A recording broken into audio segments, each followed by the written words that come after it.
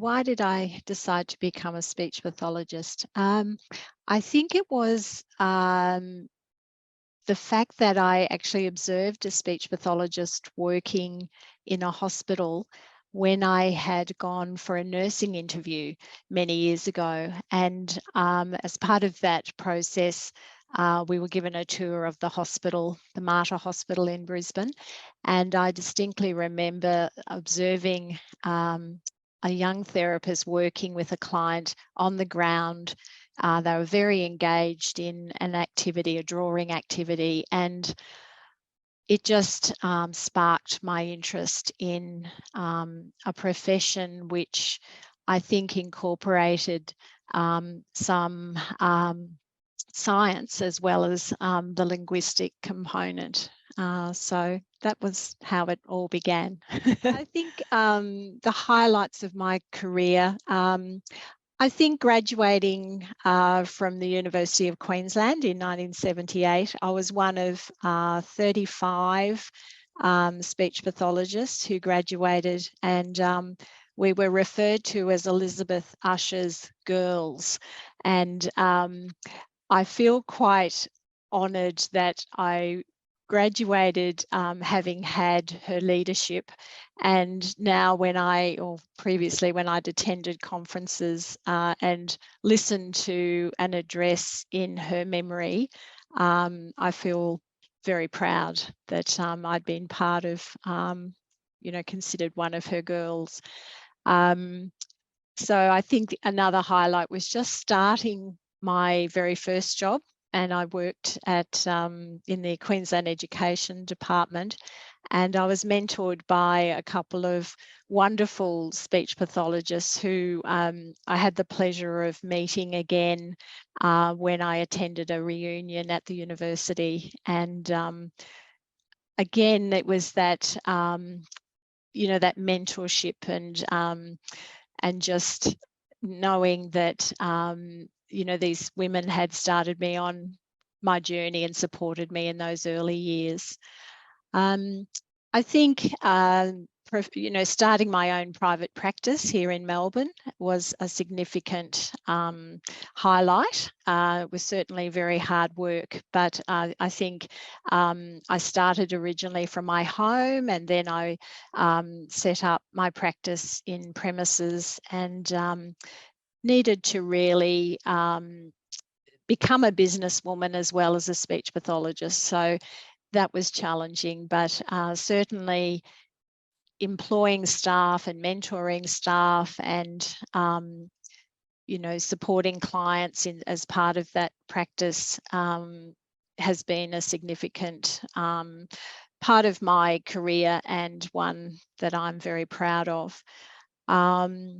I think attending a lot of the national conferences has been a highlight for me too, because I think to be surrounded by others in our profession who have achieved so much and are involved in the research that supports our practice has been very beneficial to me, and always a highlight. I have also, I'd consider the fact that I applied for and was accepted into some training overseas in the States with Michelle Garcia Winner, and learning more about social thinking was really amazing, and has really impacted on how I've engaged with my practice with my clients in many different aspects of our therapy. I think too that accepting an award for 40 years service through the association was a highlight for me too, because I went back to Brisbane where it had all started for me, and I sat beside a number of women from my cohort, and many of them have achieved, so well in the profession and contributed so much, and it was very meaningful for me to be there with those women that we'd all been through the same journey together in the early years. I think the greatest highlight has been really my work with the clients and families. And as I've come to the retirement stage, it's been really humbling to have received thanks from the clients themselves, some of whom I've worked with for many, many years. And one little young man now, I've worked with him for 10 years, and he expressed that I'd been a famous person in his life. And that to me was a real highlight, because to have that recognition from clients really did mean a great deal to me. And I can assure him, as well as therapists, that I learnt considerably from him as much as he learnt from me. And I think that privilege of being able to take some clients from being young, non-verbal little children to, you know, people who are able to communicate as well as many do after our intervention has been, you know, the greatest highlight for me. Yeah. Early years, the general public and indeed many other professionals weren't really aware of the scope of speech pathology, and that was very frustrating for me. But it also provided opportunities for me to teach others about what we could do, and to show by example what a speech pathologist could do. And I think these days we're much better.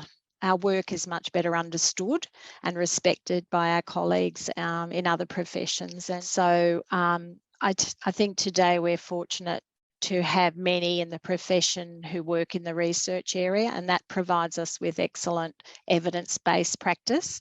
I think that wasn't so easily, well, it wasn't as available in the early years when I started working. I would say to young speechies, don't work in isolation, consult regularly with your colleagues, and engage in professional supervision and mentoring. I think being a member of Speech Pathology Australia gave me a real feeling of security that there was an organisation behind me in my practice, and I could contact that organisation at any time when things were troubling, or if I wanted to make certain inquiries. I think to have the backing of our professional body was most important. For me, setting up private practice was a little more challenging, because I don't think that SPA at that stage really had many therapists who were in private practice. And so for a while there, I really had to go it alone and attend a lot of business meetings and you know, learn from other professionals how to set up a business. But these days, of course, we're very fortunate that SPA has wonderful information for young therapists who want to go down that track. I think to be guided by the code of ethics is really invaluable. And I think the attendance at national conferences is really inspiring and important for young therapists to do, and to be with their colleagues and see what wonderful work is happening out there. And SPA provides so much training, and makes it so easy now for us to do our professional development. You know, whether that's face-to-face or the online learning that's available. So it's a wonderful organisation to be part of. Thank you, Speech Pathology, for a long and very happy career.